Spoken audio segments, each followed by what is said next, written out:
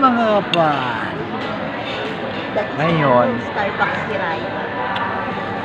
tagyaman kami ngayon. Kanina, kumain kami dun sa Bulalo. Ano yung capital? Bulalo capital. Kala ko mura lang. Ababi naman, pagbukat namin ng menu. O binigay sa aming menu.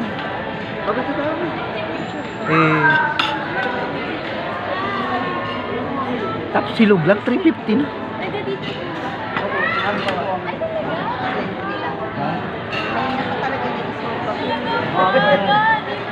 Ito pala yun, no? Dok. Yan, mga kapal. O, diba? May mga vlogger. Kapwa-vlogger, mga kapal. So, napasubo kami rito. Yan.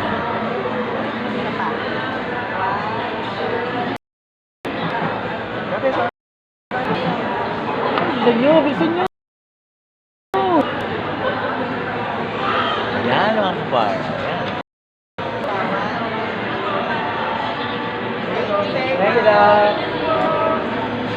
Yan. Si Doc. Yan. Dapat pa dito. Starbucks. Yun na nga pa nga kapar. Saan na pa ako? Doon. Kami kanina kumain sa Bulalo Capital. So, inabot yung menu.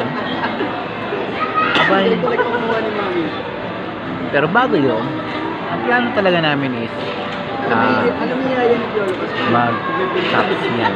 Taxi lang. Kasi kumain na kami sa bahay ng dinner. So, parang ano lang, mapadpad lang kami sa Tagaytay. Eto na nga siste. Kakadiretso-diretso namin. Wala kami nakita ng taksihan.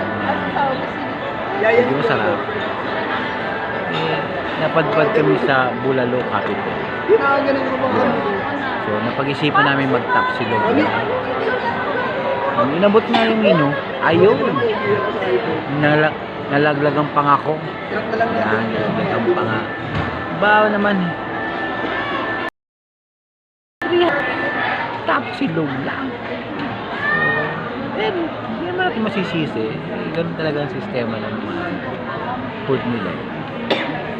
So, yun. So, hindi na lang kami nag-taxi. Hello, sisig na lang kami. Yun. So, okay naman siya. Sarap naman yung pagkain. So, worth it naman ang bilang namin. So, yun na nga. Tapos na kumain, nagpa-picture, sa taas. Looking. Tapos, sabi, magkakapilang kami. Hindi ko akalain. Sa Starbucks pala. Ayun. Lag-lag na naman ng... Ewan ko ba? Lag-lag na naman ng talaba. Ayun. Tapos, ito na ngayon. Mastos kami ng mga 1. Tapos dito naman, San Diego. So, wala naman kaming kakainin bukas. Wala na kaming bigas. Wala na kaming ulam. So, ano to?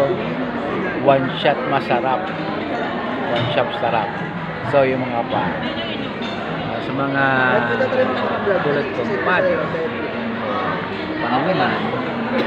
Minsan, pag mo isipin yung presyo, isipin mo yung mag-i-enjoy kayo. So, minsan lang naman. Yun lang. Kapag enjoy life to the fullest. Don't let money control you.